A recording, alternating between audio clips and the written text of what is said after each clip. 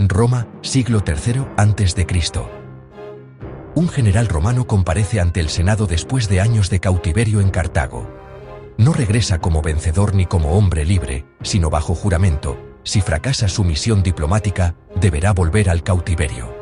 Y entonces ocurre algo que desconcierta a todos. En lugar de suplicar por su vida, pide al Senado que no negocie su rescate, que no intercambie prisioneros, que piense solo en el bien de Roma. Él sabe que esa decisión lo condena. Aún así, habla. La historia de Marco Atilio Régulo no es solo una historia de guerra, sino un relato sobre el deber, la palabra dada y el punto exacto donde la historia empieza a transformarse en ejemplo moral. El conflicto que marcará la vida de Marco Atilio Régulo nace lejos de África y mucho antes de su consulado. Régulo procede de la gens Atilia, una familia de origen plebeyo integrada desde hace generaciones en la vida política romana, pero alejada del círculo de las grandes estirpes patricias que monopolizan el prestigio tradicional del Senado. Como muchos hombres de su condición, su carrera se construye en el servicio militar y en la lealtad al Estado. A mediados del siglo III a.C., Roma y Cartago no son aún enemigos inevitables, pero sí potencias en expansión con intereses cada vez más difíciles de conciliar. Roma ha asegurado su dominio sobre Italia tras décadas de guerras, mientras Cartago controla gran parte del comercio y de las rutas del Mediterráneo occidental. Durante años, ambas potencias han evitado el enfrentamiento directo mediante tratados y equilibrios frágiles que funcionan, hasta que dejan de hacerlo. La ruptura se produce en Sicilia. En la ciudad de Mesana, los mamertinos, un grupo de mercenarios itálicos, solicitan ayuda primero a Cartago y después a Roma. Cuando Roma decide intervenir en la isla en el año 264, cruza una línea decisiva. Por primera vez, se enfrenta abiertamente a Cartago, fuera de la península itálica. La guerra se alarga, se vuelve cada vez más costosa, y obliga a Roma a hacer algo impensable hasta entonces: construir una gran flota para competir en el mar contra una potencia naval muy superior en experiencia. El punto de inflexión llega en el año 256, con la batalla del Cabo Ecnomo, uno de los mayores enfrentamientos navales de la antigüedad. Contra todo pronóstico, la flota romana derrota a la cartaginesa y obtiene el control temporal del mar. Esa victoria no solo salva a Roma de una posible derrota estratégica, sino que abre una posibilidad inédita: llevar la guerra al corazón del enemigo, una apuesta extrema de la que depende el futuro de la República, y en la que Régulo será protagonista. Tras el desembarco en África, la campaña romana parece confirmar que la apuesta del Senado ha sido acertada.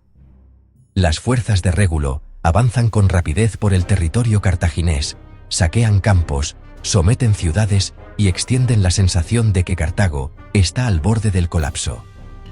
El momento culminante llega con la victoria romana en la batalla de Adís, donde el ejército de Régulo derrota a las fuerzas cartaginesas en un enfrentamiento terrestre que refuerza la confianza romana y parece demostrar que las legiones pueden imponerse incluso en suelo africano. Ese éxito tiene un efecto profundo en la percepción de la guerra. Tras Adís, Cartago se ve obligada a solicitar negociaciones, y en Roma comienza a instalarse la idea de que la guerra puede resolverse de forma rápida y definitiva. Las fuentes antiguas sugieren que Régulo, convencido de su posición de fuerza, impone condiciones de paz extremadamente duras, más propias de una victoria total que de un conflicto aún abierto. Cartago, sin embargo, no se rinde. Ante la amenaza de una destrucción completa, la ciudad opta por una solución desesperada pero inteligente: reorganizar su ejército bajo un mando distinto. En silencio, mientras Roma cree tener la guerra ganada, se están preparando las condiciones para un giro radical del conflicto. Y Régulo, sin saberlo, se aproxima al momento más decisivo y más peligroso de su carrera. La llegada de Jantipo marca un punto de inflexión absoluto. Según relata Polibio, el general espartano no atribuye las derrotas cartaginesas a la superioridad de las armas romanas, sino a la incompetencia de los mandos que han dirigido la guerra hasta entonces. Jantipo señala que Cartago dispone de una caballería excelente y de elefantes de guerra eficaces, pero que han sido mal utilizados, obligados a combatir en terrenos que favorecen a la infantería romana. Bajo su dirección, el ejército cartaginés es reorganizado y llevado deliberadamente a combatir en terreno abierto, llano, ideal para la caballería y los elefantes. El enfrentamiento decisivo tiene lugar en el año 255, en la batalla de los llanos del Bagradas, cerca del río del mismo nombre. Allí, Régulo se ve obligado a aceptar combate en un escenario que anula las ventajas tradicionales de la legión. Los elefantes rompen las formaciones, la caballería envuelve los flancos y el ejército romano es derrotado de manera sistemática y aplastante. La derrota es total. La mayoría de las tropas romanas muere o es capturada, y Marco Atilio Régulo cae prisionero vivo, un hecho excepcional y profundamente humillante para un cónsul romano. En un solo día, la campaña africana de Roma se derrumba por completo. Pero para Régulo, la derrota militar no es el final de su historia, sino el comienzo de una transformación que lo alejará del campo de batalla y lo situará en un terreno mucho más ambiguo, el de la memoria, el ejemplo y el mito.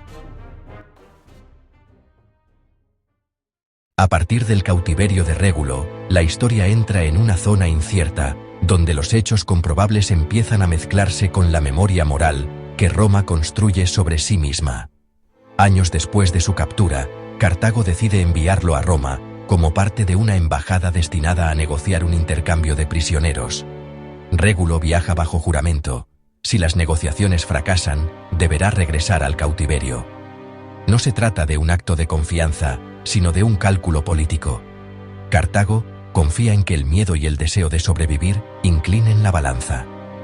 Régulo comparece ante el Senado y, lejos de suplicar por su vida, aconseja rechazar el acuerdo. Argumenta que aceptar el intercambio fortalecería al enemigo y dañaría a la República, y que el Estado no puede tomar decisiones estratégicas movido por la compasión hacia un solo hombre, ni siquiera hacia un antiguo cónsul. En ese instante, Régulo deja de ser solo un general derrotado y pasa a convertirse en un ejemplo moral. Lo que ocurre después es significativo por su sobriedad. Régulo cumple su palabra y regresa voluntariamente al cautiverio cartaginés, plenamente consciente de que probablemente no volverá.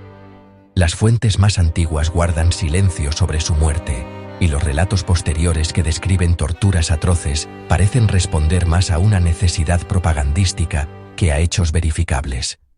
Para Roma, sin embargo, ese detalle era secundario. Lo esencial era el gesto, la fidelidad al juramento, la subordinación del individuo al Estado y la idea de que el deber no se negocia.